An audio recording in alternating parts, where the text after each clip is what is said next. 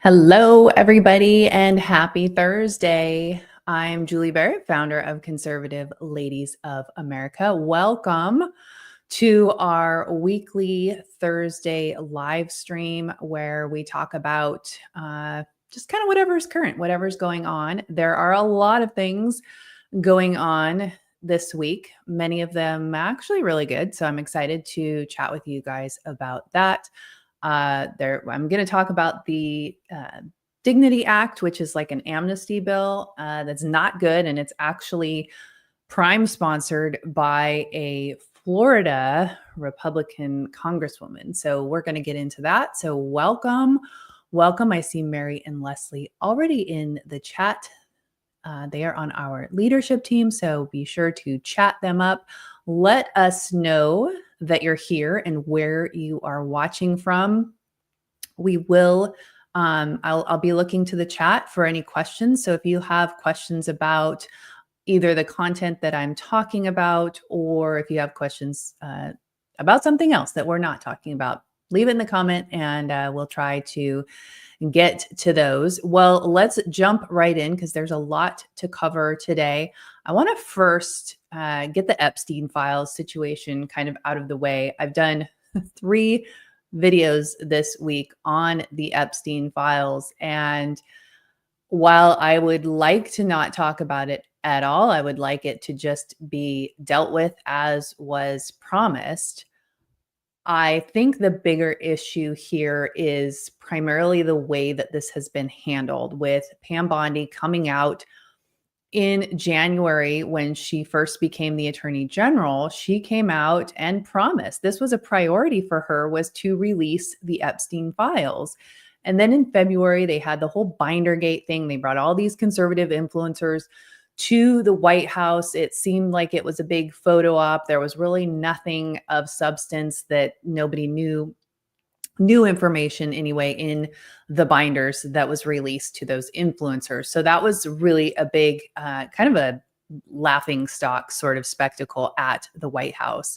Later in February, Pam Bondi went on to say that, they were getting the files from the Southern District of New York and that they were going to be released. There was all this awful stuff. And so they had to go through it and redact, victim information and things like that, but that it was coming. So we were constantly promised that it was forthcoming. I mean, feel free to disagree with me, but I'm of the mindset that, and I've always thought this, I've read a couple of books on the whole Jeffrey Epstein stuff. I think it was during COVID that I read those. I've watched the documentaries on Netflix and wherever else. And I think it's very clear that people of power, regardless of political affiliation, have been affiliated with Jeffrey Epstein, not necessarily doing criminal acts, but they, were friends with him. They ran in the same circles with him. They maybe used him as a financial advisor. And so there's probably some names on the list that wouldn't look good if they were released and would cause people a lot of heartache having to explain and prove their innocence in relation to this. But this is like after the fact that we've been promised this. Why, if that was the case, which I really never expected to see the Epstein files because of that.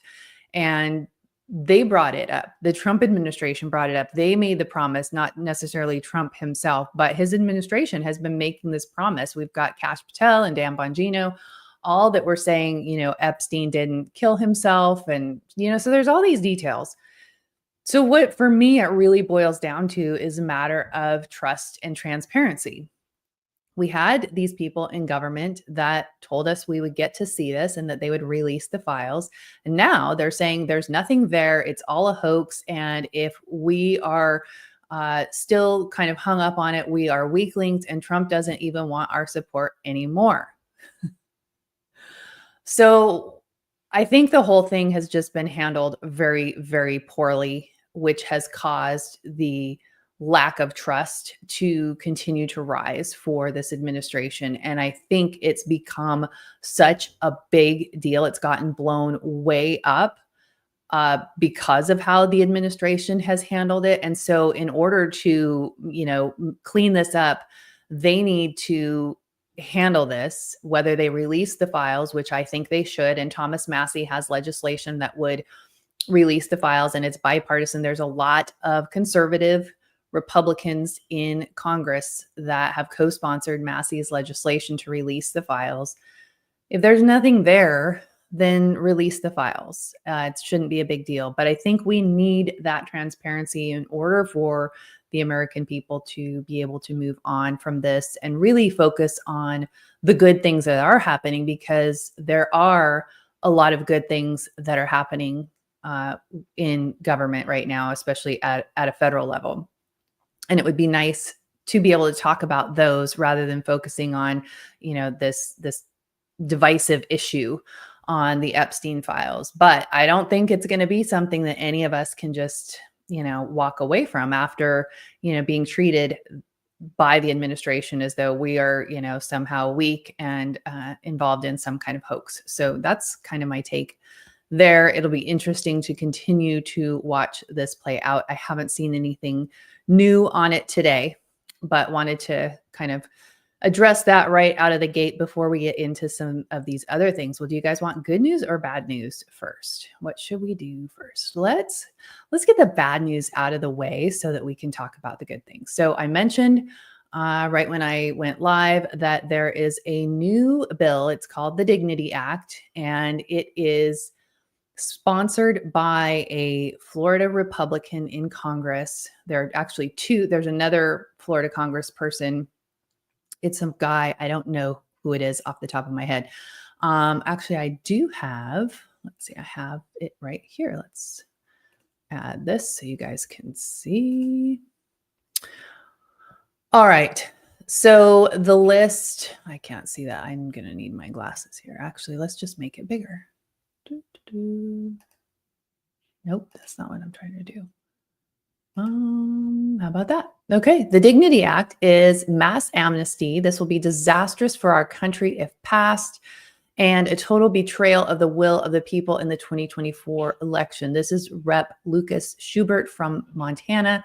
The following lists all of the Republican lawmakers who support the bill. So Mario Rafael Diaz-Balart from Florida. So that is the other Florida Republican. If you are watching from Washington, we've got Dan Newhouse from the 4th Congressional District, who is also a sponsor of this bill, which I'm not surprised about that. I was actually talking to my friend Jared Sessler earlier this afternoon. He has run for that seat a couple of times now. And because it's a heavy ag district, I think that he probably feels like he can't not take this position on immigration. It would definitely hurt some of the farmers and agriculture industry in his district. And you've seen that with a couple of the other state legislators in that district where they vote for pro-immigration policies because they're really afraid if they don't, they will lose the support in their district. But I don't see that. So anyway, that is not a surprise. Newhouse is not a surprise here. But let's talk a little bit about what this bill actually does, because that was just kind of a tweet about some of the bad things that it does. But it creates a dignity program that allows almost every illegal immigrant who has come to America before 2021 to apply for legal renewable 7-year status. They would get work authorization. They would get travel rights so they could travel internationally, no problem, protection from deportation. And then after those 7 years are up, they would be able to renew indefinitely.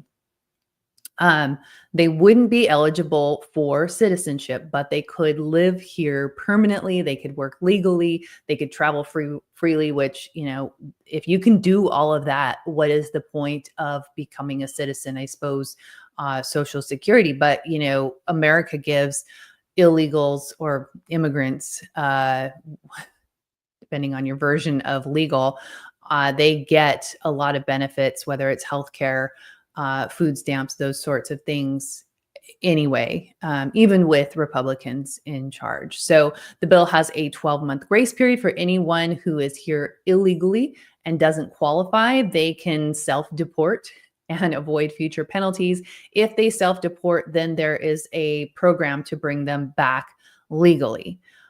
There's a lot of vagueness as it pertains to people who have been involved in gangs and violent criminals, and there's not really a way to vet those people or make sure that those people aren't granted amnesty through this program. The bill expands legal immigration. It raises visa caps. It opens up a new family purpose visa program. It allows F1 student visas to be dual intent, direct paths to green cards, and it speeds up employment-based immigration. So, you know, this isn't really the immigration policy that I voted for.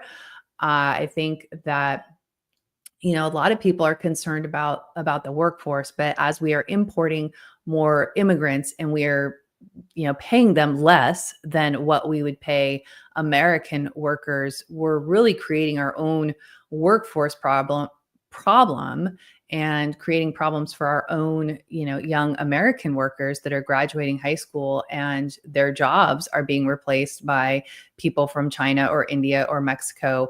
And, you know, I think one of the things that I personally have seen is kind of an opinion. I haven't like dug into the data and the statistics on this, but it seems that American kids, especially the white kids, tend to be very lazy and entitled, and it's difficult to get them to do some of these, you know, whether it's manual labor or, you know, entry level types of positions, being dishwashers, janitors, those types of things that probably most of us, I'm Gen X. So when I got my first job, it wasn't a, you know, glorious 6-figure job. I mean, I was making minimum wage and I was doing grunt work, and, you know, pretty much everybody starts at the bottom. But I think we've got sort of a generation of young adults now that they don't want to do those types of jobs, and the immigrants will do them, and they'll do them for cheaper.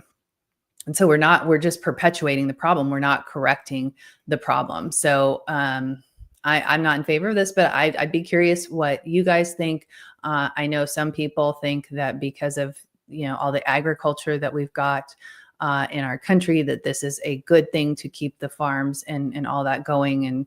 And I mean, I do think that there needs to be a better path to immigration for people who want to come here legally. From what I've heard from people I know, immigrants that I know that aren't necessarily, you know, working on the farms, and well, they're not working on the farms, but that have come here, and it's very difficult, you know, to get through the legal process and a lawyer and the court date, and all this stuff gets drug out for such a long time that, you know, I think part of the problem that we're in now is because of, you know, some of the hangups in our immigration system. But I don't think that means that we give everybody that's already here sort of a free pass to stick around and really reward them essentially for breaking the law to get here in the first place. So would love to hear your feedback on the Dignity Act.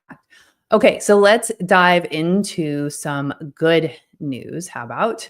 So there is a lot of stuff going on right now about, you know, getting rid of woke stuff. So yesterday, two things yesterday, the Senate passed the HR 4, the rescission bill, and they pulled out billions of dollars of funding for public media, which is a great thing. So NPR and PBS got defunded. They lost $1.1 billion.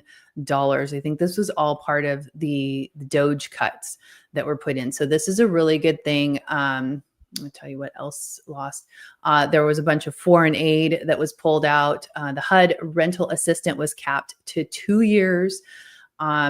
This was the first major use of rescissions in decades. Isn't that crazy to think of that? Like, our spending is so out of control. Let's see, cutting taxpayer funding for propaganda and global interests. So this is a good thing, interestingly or not, no surprise really, but Murkowski and Collins, both Republicans in Maine and Alaska, voted no. They voted along with the Democrats. So they had to bring Vice President J.D. Vance in to break the tie. There was a senator, I think, from Minnesota who was in the hospital and so wasn't there to vote. And so J.D. Vance came and he broke the tie, getting that passed. So what happens next? One of the things that I've learned in the last few years as I've been involved in legislation is the headlines often, like, oh, it passed the Senate. And so most people think that that's a done deal. I know I used to see those headlines and think it was a done deal, but that's just not how legislation works. It has a pretty lengthy process before it actually gets to the president's desks and gets signed into law. So it has to go back to the House, and the House has to concur with the changes that the Senate made to H.R. 4. They have to do that by tomorrow, July 18th. There's a 45-day time frame with this bill from the time it got started until the time that it has to make it through both chambers. So it made it through the House, then it gets kicked over to the Senate. It's made it through the Senate. And because of the changes made in the Senate, they have to send it back over to the House for the House to concur with the changes and take a vote. So I think it was 214 to 211 when it passed going out of the House the first time, and there were some Republicans that voted along with Democrats. So it was kind of tight, and it will be interesting to see which Republicans in the House will not vote for what has come out of the Senate. So tomorrow's going to be an interesting day. I will be tracking that and we'll be sure to give you guys an update. The best way to get our updates is, follow us on social media, Conservative Ladies of America on all social platforms, but also sign up for our Substack. Let's see if I can put that up here on the screen. There we go. Our Substack, we send out a Substack pretty much daily, sometimes multiple times a day, but that is the best way to get breaking updates and calls to actions and things like that. So if you want to stay in the loop, you can, the nice thing about Substack is you can set your notification preferences. So if you want to be emailed every time we send a Substack, if you want to follow it through the app, and the app will notify you when we send one, or you can just turn your notifications off. So it's kind of nice. You can set your preferences that way. The other thing that happened yesterday is Representative Mark Harris from, where is he from? Oh, I want to say Ohio, but I know that's not correct. I was just working on this earlier. Mark Harris and Marsha Blackburn, Senator Marsha Blackburn. She's from Tennessee. Oh, I think he's from South Carolina. He and Marsha Blackburn have both sponsored a bill. So there's a Senate version and a House version of the same bill. They're called companion bills. And this bill would repeal the charter for the National Education Association. This is a huge deal. It would really be a big blow to woke education and the unions and all of the indoctrination that's been going on in the government education system. They've had this charter since 1906, but the bill claims that they have really strayed from their focus of education. They've become political activists. It cites that they took a vote recently and they called Trump a fascist. And it was funny because there's their posts on social media and their post on their website when they wrote about making a vote to call him a fascist, they misspelled fascist. So that was pretty ironic. So that is one of the reasons. I think that's kind of what sparked the legislation coming forward yesterday.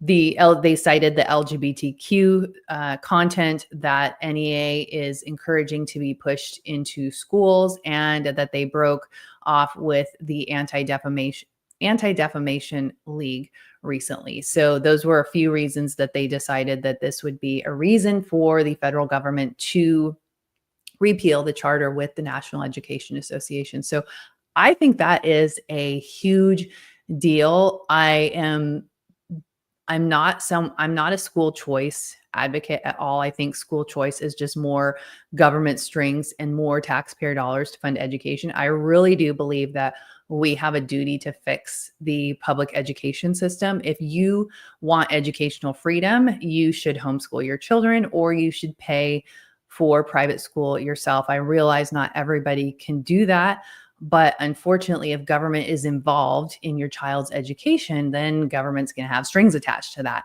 I do believe we have a duty to all children and all students to provide them a basic education. They should be able to read, write, do arithmetic, science, the basic academic things. I think that it's not a hard ask, but the education system has gotten so woke and has really gone to the left politically. I think it always has been left, and they've just really been inching for decades. And then in the last few years, really,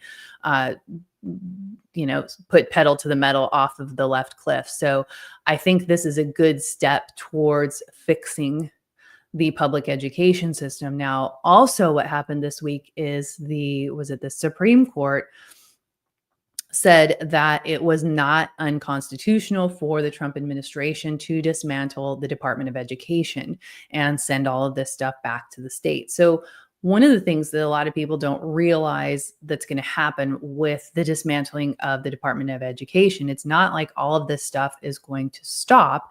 They will offload a lot of these things to different agencies and departments, so that they can't just do away with all of it. But I think, turning it back over to the states, I think that is a really good thing.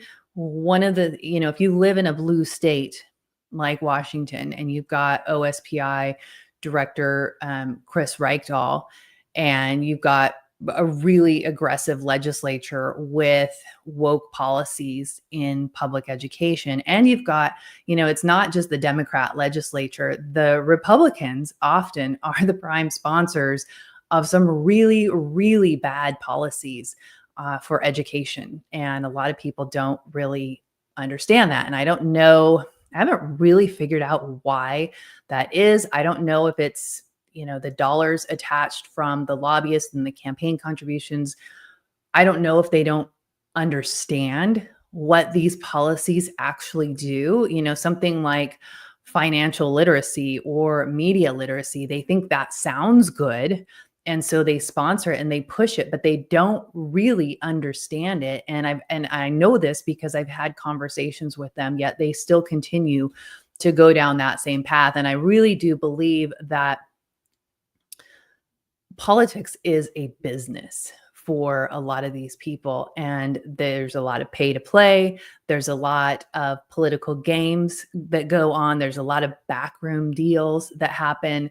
And so, these are things to know, and it's really important for parents and citizens to be involved. But kind of circling back to the point I was getting at is, if you're in a blue state and you've got, these really woke policies, and your legislature is really in on the, garbage education stuff, that's not good. And if you do have children in a blue state, well, really any state, I say homeschool your children. I think that's how we save America. We save America by homeschooling our children. But we've got to fix this. So the thing I always tell people is, get your children out of the line of fire. Get them out of the schools, but stay in the fight. We, the adults, have a duty to fix this for future generations. If we don't have educated citizens, we don't have a country. And until we can get back to the little house on the prairie and the, schoolroom in the community, I think that's a long way to go. But we, as the adults, even if our kids aren't involved, my kids are all out of school now, but I very much care about the education of America's children. So I think this is a good step in the right direction.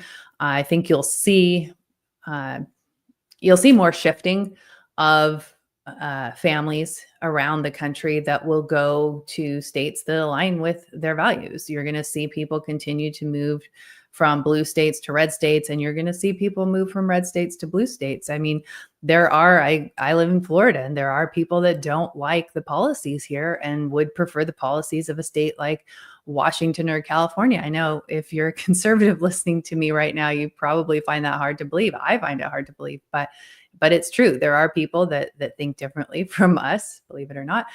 And so I think we're going to continue to see sort of the great sifting. So there was one other thing I thought I wanted to tell you guys about. Maybe that was it. I do want to tell you, this came across my radar today. And you can find more details on the Conservative Ladies of America blog, which is on our website, conservativeladiesofamerica.com. It's not on the Substack. I might try to get it there, but currently it's just at conservativeladiesofamerica.com. Texas passed a law this year that blocks local governments from doing these gun buyback programs. And this wasn't on my radar until today. It passed and got signed into law in May. It takes effect on September 1st, 2025. And one of the things that the Democrats love to do to disarm citizens is to have these gun buyback programs. But the problem is it doesn't do what it doesn't do anything. Like, do you really think criminals are going to turn their, firearm in for a $50 gift card at Walmart? No. So you've got people that'll take, old firearms, old hunting rifles that they're not using, or antique firearms that got handed down to them from grandpa and they don't know what it is and it doesn't work. And so they can turn this in and get their gift card. But one of the things I have long been concerned about with these gun buyback programs, what happens when, like right now, these buyback programs are voluntary, but at some point, these gun buyback programs would become mandatory. And I think that you're going to, fortunately, you've got a state like Texas, which is they have a huge rhino problem in their legislature, as does Florida right now. But for the most part, with Second Amendment stuff, they do pretty good. But think about the blue states that have really big gun control law problems.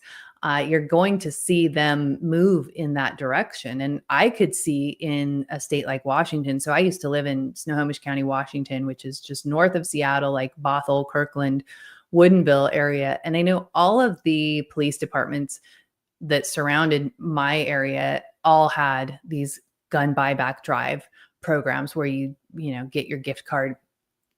And I'm wondering at some point if the state legislature in a state like Washington might actually pass a law that requires these local jurisdictions to do these types of programs, because in Washington, you have a lot of conservative areas in the states, a lot of red counties and cities, especially on the eastern side of the state. And that would be a way for the state to force their agenda in these conservative parts of the state, which is what we've seen, with education policy, specifically in a state like Washington. They're passing all of this stuff at the state level to force every school board in the state to go along with their, for instance, they have LGBTQ history that they passed in 2024. And this year they passed House Bill 1296, which adds a bunch of protected classes in schools, including gender identity, gender expression, sexual identity, sexual expression.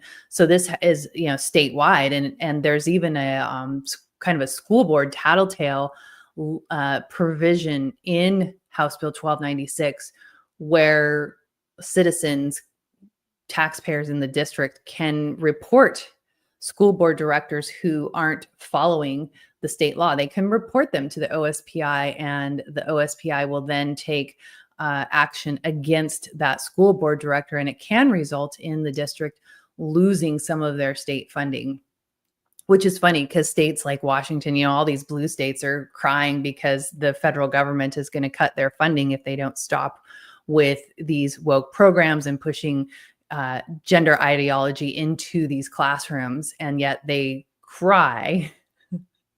They cry about the funding being taken away, but they're the first to take it away from schools that don't want to do this crazy woke LGBTQ stuff. So it's pretty interesting to see kind of this whole shakedown in, with the blue and red states. But I would remind you guys that when we had the Biden administration in office, you would have this kind of the same thing going on with red states. You'd have red states filing lawsuits against the Biden administration. And so this is just kind of the way things are going to go, with things being pulled back and forth and the spending of taxpayer dollars, based on what your state likes. And so you kind of want to think about living in a place that is more in alignment with your values, at least as much as possible, if you can do that. I know there are a lot of people, I talk to a lot of people who are like, I can't leave for one reason or another. But I think we are going to see more of that shifting as the years go on, because I do see that the left is really doubling down on their policies and the right is doubling down on their policies. And so we're going to keep going our separate ways. So lots of good stuff, though, going on right now. Lots of encouraging stuff happening right now. Before I came onto this live stream, I was watching a press conference with our Surgeon General here in Florida regarding the COVID-19 mRNA vaccines, and talking about what they did, what RFK Jr. did with the CDC around those recommendations back in May. And I haven't looked at the updated website. It wasn't really as clear as I was hoping that it would be on the CDC website, at least back in May. So I haven't checked in a while, but it's good. It's good when you have a Surgeon General like we do here in Florida that is standing up for patients' rights and people who've been harmed by the mRNA jabs, wanting to have some programs in place for those people and to help those people through their vaccine injuries. So all things to think about. And you can find that it was posted on X. I'm sure it's on Facebook as well. Joseph Ladapo is our Surgeon General. So if you are interested in what he and the medical folks had to say on that press conference today, you can go look him up on social media. Great to see you guys today. I know I took last week off. My parents were in town visiting from Seattle, and so we were kind of out and about doing stuff with them. So I took the week off, but I will be back again next week, which is what day? The 23rd, 24th. But I'll be back Thursday at 5 p.m. Eastern, 2 p.m. Pacific. If you guys want to reach out to me in the meantime, Julie at conservativeladiesofamerica.com. And you can find me across all social platforms as Julie C. Barrett. Would love to connect with you. If you have anything that you would like to put on our radar, please also reach out. You can send it to me directly, Julie at conservativeladiesofamerica.com. Or if you want to send it out to kind of the team, just send it to info@conservativeladiesofamerica.com. And we would love to hear from you. We would love to hear what's going on and any ideas for topics you'd like us to discuss. Well, I hope you guys have a fantastic weekend. Stay safe out there, and I hope to see you next week.